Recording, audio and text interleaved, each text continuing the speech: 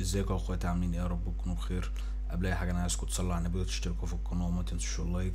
جاب لكم النهارده بروجكت الوحشه بتاع نبا وفلسطيني ومسلم، ويلا بينا نسمع يا جدعان، وان شاء الله نشغل لكم في بروجكت الحمد لله على الفار والجدعنه. البروجكت هيعجبكم جامد. يلا بينا نسمع. يا